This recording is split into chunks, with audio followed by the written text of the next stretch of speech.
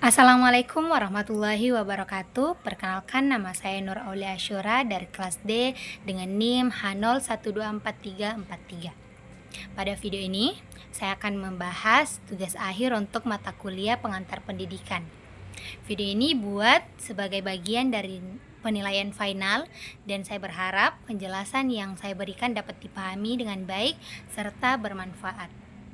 Dalam video singkat ini saya akan membahas pertama, fungsi pendidikan dan lingkungan pendukungnya, kedua, sejarah dan tokoh pendidikan nasional, ketiga, konsep pendidikan inklusif, serta psikologi dan sosiologi pendidikan. Pada pertemuan 9, di dalam materi ini menjelaskan bahwa fungsi pendidikan jauh lebih luas daripada sekedar transfer pengetahuan.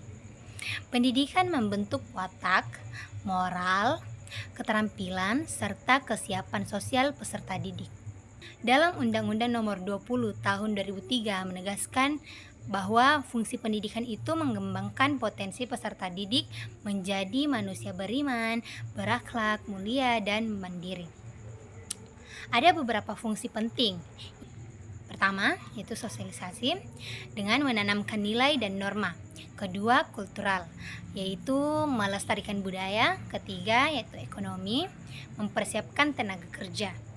Keempat, politik, mendidik warga negara, serta moral religius dan inovatif, yaitu menghadapi perubahan.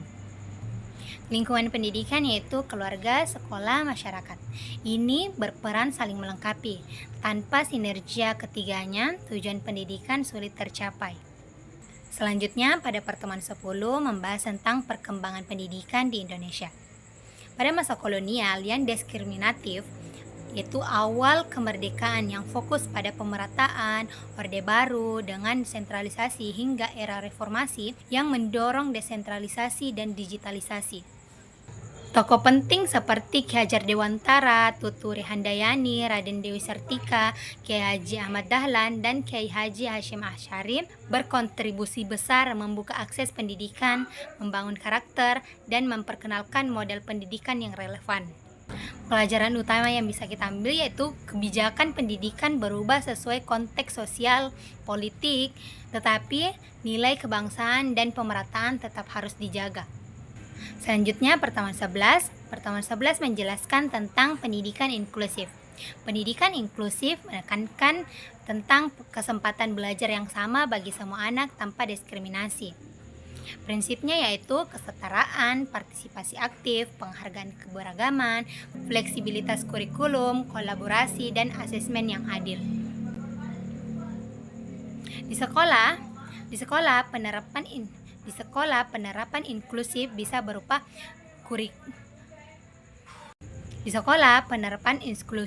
berupa kurikulum diferensiasi, fasilitas aksesibilitas seperti materi, audio, dan braille. Ketiga, pendampingan khusus, pelatihan guru, serta keterlibatan orang tua. Tujuan akhirnya, semua anak merasa diterima dan dapat berkembang optimal. Psikologi pendidikan mempelajari proses belajar, perkembangan, dan situasi belajar.